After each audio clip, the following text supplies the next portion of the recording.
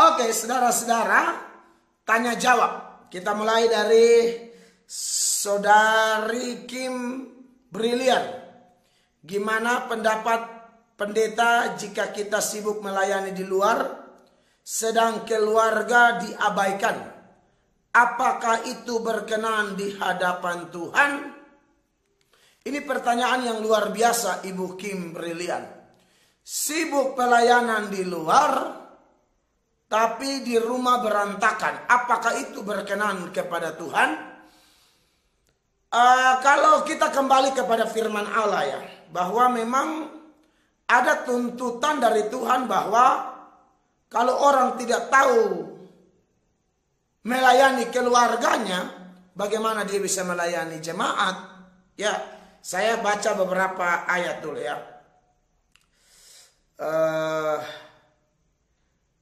Dalam 1 Timotius ya. 1 Timotius mulai ayatnya yang pertama. Dikatakan demikian. Benarlah perkataan ini. Orang yang menghendaki jabatan penilik jemaat menginginkan pekerjaan yang indah. Karena itu penilik jemaat haruslah seorang yang tak bercacat. Suami dari satu istri. Dapat menahan diri. Bijaksana, sopan, suka memberi tumpangan, cakap mengajar orang, bukan peminum, bukan pemarah, melainkan peramah, pendamai, bukan hamba uang. Ayat 4, seorang kepala keluarga yang baik, disegani dan dihormati oleh anak-anaknya. Ayat 5, jikalau seorang tidak tahu mengepalai keluarganya sendiri, bagaimanakah ia dapat mengurus jemaat Allah? Nah, berarti kekasih Allah jelas ya, pertanyaan Ibu Kim Brilian ini saya anggap pertanyaan yang sangat bagus. Kenapa? Karena kita kalau heboh di luar, misalnya saya ya bagaimana saya mau ambil contoh orang lain, saya tidak berani. Ini hidup saya aja udah.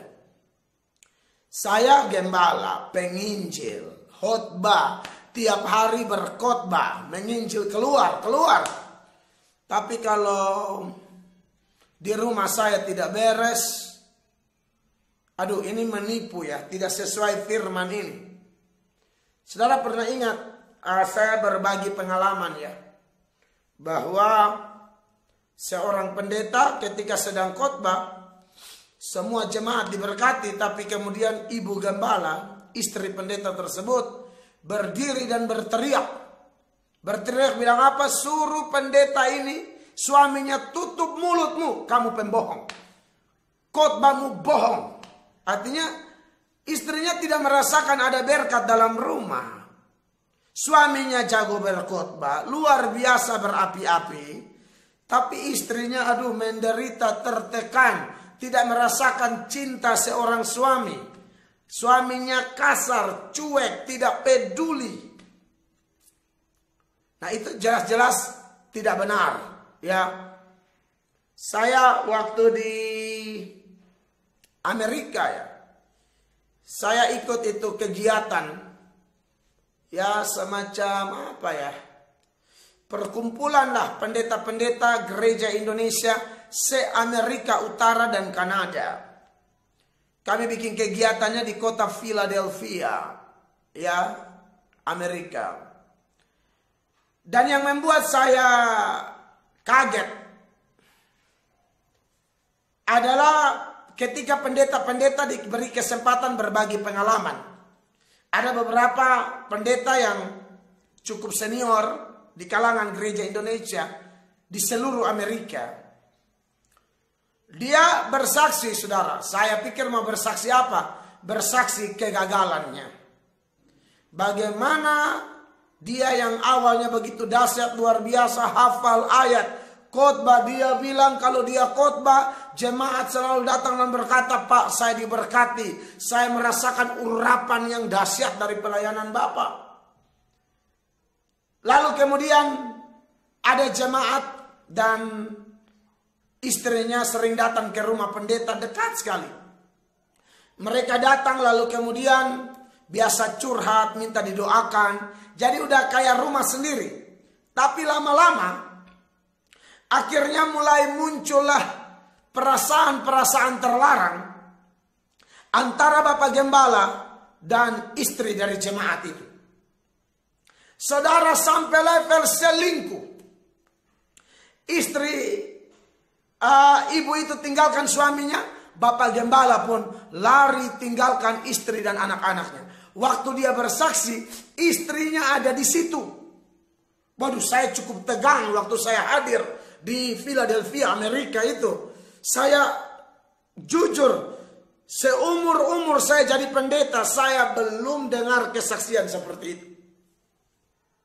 Tentu pendetanya dalam keadaan sudah dipulihkan, bertobat, segala sesuatu telah menjadi baru, sudah bangkit, baru dia bersaksi itu.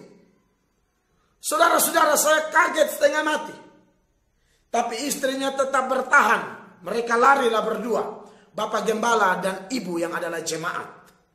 Mereka lari tinggalkan pasangan mereka masing-masing. Kebetulan Bapak Gembalanya juga selain pendeta juga ada usaha kayaknya, jadi hartanya lumayan. Tapi saudara lihat, dosa selalu menarik turun orang sampai rata dengan tanah. Habis, seluruh hartanya habis. Tapi mereka tetap pertahankan hubungannya. Tapi ibu Gembala terus mendoakan, Tuhan bawa kembali suamiku, bawa kembali suamiku, bawa kembali suamiku. Singkat cerita, suaminya kembali. Waktu kembali masih lagi teringat dengan selingkuhannya. Tidur malam-malam, saudara tahu tiba-tiba dia gelisah. Lalu istrinya tanya, kenapa Pak? Ma minta maaf, ma aku ingat dia katanya. Saudara bayangkan itu kalau istri-istri di Papua, di Timor, di Ambon, apakah kepala suaminya tidak pecah dengan hair dryer atau cobe atau apa di situ kan? Tapi ini yang terjadi, istrinya bujuk dia lagi. Pak, ndak usah lagi Pak, pokoknya udah lupain dia lah begitu. Tapi dia bilang dalam kesaksiannya dia kayak sakau. Saudara tahu sakau ya, orang yang pakai narkoba itu loh. Kalau pengen make lagi, itu dia kayak sakau. Nah ini dia udah kecanduan dengan persinahan, kecanduan dengan perselingkuhan. Padahal dia pendeta, dia gembala. Bahkan yang lebih membuat saya terpukul, kadang-kadang dia bilang, dalam keadaan sudah bersinah, waktu itu belum ketahuan. Mereka sudah bersinah, sudah tidur sama-sama. Tapi tetap pelayanan. Dia khotbah. Lalu jemaatnya bilang begini, Pak, urapannya luar biasa. Bayangkan, dia bilang itu pukulan terberat dalam hidupnya. Di saat dia lagi bersinah, tapi dia masih berkhotbah. Istri tidak tahu, jemaat tidak tahu. Hanya Tuhan dan selingkuhannya yang tahu. Lalu orang-orang yang tidak tahu ini berkata, kami diurapi Pak. Saudaraku bisa membayangkan apa jadinya seperti itu. Tapi untung Tuhan begitu baik. Tuhan luar biasa. Tuhan memulihkan. Singkat cerita, hamba Tuhan ini bertobat. Dalam kesempatan itu, dibukalah ruang tanya jawab setelah beliau memberi kesaksian itu. Ruang tanya jawab. Seseorang bangkit dan bertanya, boleh saya bertanya silakan. Saya tidak mau tanya Bapak, saya mau tanya Ibu. Ibu gembalanya ada di situ. Ibu, apa yang menyebabkan ibu menerima Bapak kembali? Bukankah ingin saya ini sangat parah?